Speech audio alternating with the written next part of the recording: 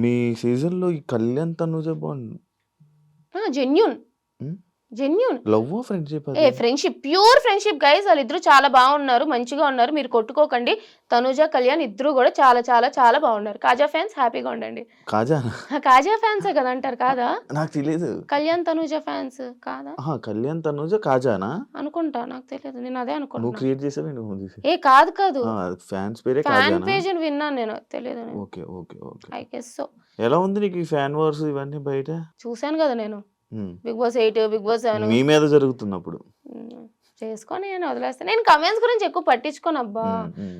అరే నేను అసలు నెగిటివ్ కమెంట్లు పెట్టారు ఇది నేను నవ్వుకుంటాను. హ్మ్. ఎప్పుడైనా నేను ఒకసారి పోస్ట్ పెట్టాక మూడ్ వచ్చింది అనుకో, ఒక హాఫ్ అన్ అవర్ అయ్యాక అన్ని ఒకే ఒక పోస్ట్కి ఎప్పుడో ఒకసారి ఒక 30 సంవత్సరాలు 40 సంవత్సరాలు అన్నట్టు ఒక్కొక్క పోస్ట్ కమెంట్లకి రిప్లై ఇస్తావు, అరే ఇది రే ఇది అని చెప్పి, అంతే తప్ప నేను పట్టించుకోను పెద్ద కమెంట్స్. ఓకే. మీ సీజన్‌లో నీకు నచ్చని కంటెస్టెంట్ ఎవరు?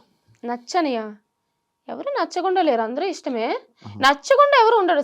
అదేంటి ఏమంటారు, వాళ్ళకేమైనా నాతో శత్రుత్వం ఉండడానికి మీ ఇద్దరం ఏమైనా ఎప్పటి నుంచో కొట్టుకుంటున్నామా? సరే హౌస్‌లో నీకు నచ్చని కంటెస్టెంట్. హౌస్‌లో నచ్చని కంటెస్టెంట్ ఎవరు లేరు. హౌస్‌లో ఉన్నప్పుడు. హౌస్‌లో ఉన్నప్పుడా? హౌస్‌లో ఉన్నప్పుడు నాకు నిజంగానే 5th వీక్‌లో బర్నీ అన్న నచ్చలే.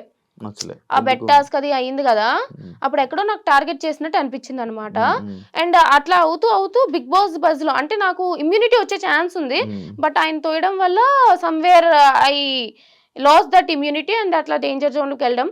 అండ్ బిగ్ బాస్ బజ్‌లో గూడా నాకు వీడియో క్లిప్ చూపిచ్చారనమాట. నాకు హెల్త్ బాలేదు. హ్మ్. నేను పడిపోయినా.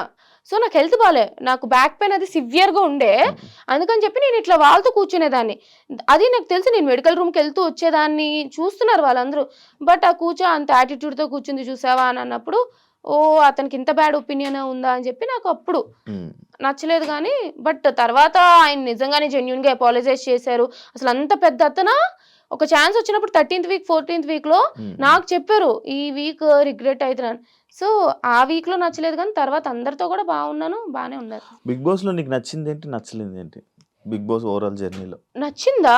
బావుంటది ఎక్స్‌పీరియన్స్. ఇట్స్ లైక్ అసలా నెవర్ బయట బిఫోర్ ఎవర్ ప్రపంచం ఆఫ్టర్. వేరు, లోపల వేరు అసల. ఆ!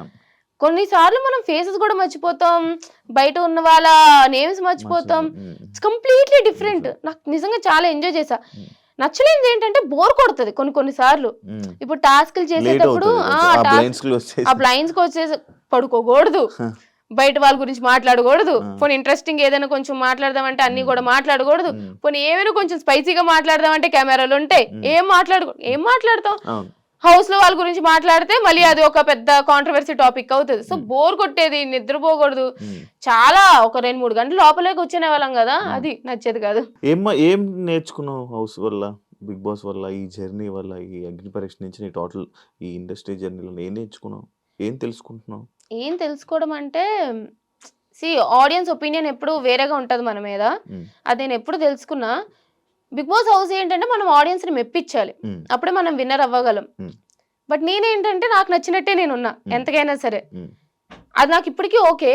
బట్ స్టిల్ సమ్‌వేర్ ఏంటంటే కొన్ని సార్లు మనం బ్యాక్ స్టెప్ ఏయడం కూడా మంచిదే. హ్మ్. అన్నిట్లో వెళ్ళిపోవాల్సిన లేదు. హ్మ్. నీ వాయిస్ ఎక్కడ రైజ్ చేస్తే అక్కడ మంచిది. ప్రతి దాంట్లో నీకు అక్కర్లేని వాటిలో వెళ్ళిపోకూడదు అన్న ఇది నేర్చుకున్నా. లైఫ్‌లో లెసనా అది? లైఫ్‌లో లెసన్ అంటే నాకు చిన్నప్పటి నుంచి అందరూ చెప్తూనే వచ్చారు. నీకు అవసరం లే, ఎందుకు గెలక్కోకు, ఎందుకు హ్మ్. నీకు అవసరమా అని చెప్పి. అయినా నా అంతలో నేనే ఉన్నా. హ్మ్. బట్ ఏంటంటే వాళ్ళకే అక్కర్లేనప్పుడు నువ్వు అంత ఇంపార్టెన్స్ ఇవ్వక్కర్లేదు. నువ్వు వాళ్ళ గురించి మాట్లాడాల్సిన అవసరం లేదు. ప్రతీదీ నీకే అన్నట్టు నీ ఇన్‌స్టాని బాగా డెవలప్ చేసుకోవడానికి ట్రై చేస్తున్నావు కదా! వీడియోసు. పెడుతున్నాను గానీ మళ్ళీ ఆపేసాను. ఎందుకు? ఏమో గ్యాప్ వచ్చింది. గ్యాప్ వచ్చింది నిజంగానే. ఏంటో బిజీగా ఉన్నా. హ్మ్.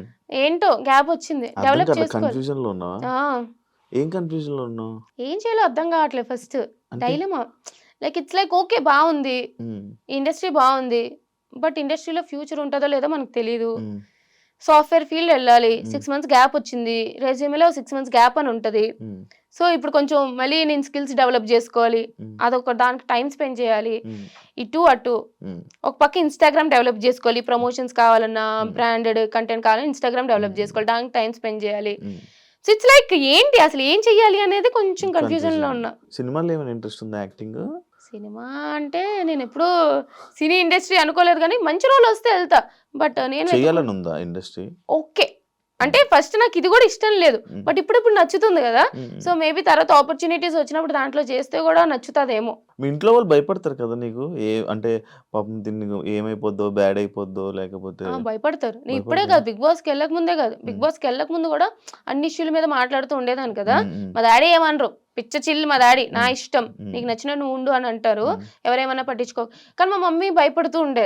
హ్మ్. ఎందుకు ఎందుకు స్వీటీ వీట్ల గురించి మాట్లాడకమ్మా, వాట్లి గురించి మాట్లాడకమ్మా. వీళ్ళు ఇలా పెట్టారు నీ గురించి, వాళ్ళు అలా పెట్టారు. హ్మ్. ఎందుకని చెప్పి భయపడుతూ ఉండే. హ్మ్. హ్మ్. బట్ తెలిసిందే కదా. ఒకసారి నీ పేర్లు చెప్పు. నీవెన్ని పేర్లని? చిట్టి, సత్య, కనక, సంతోషి, మణి, అర్జున్, శ్రీజ, స్వీటీ ముద్దు పేరు. Copy paste.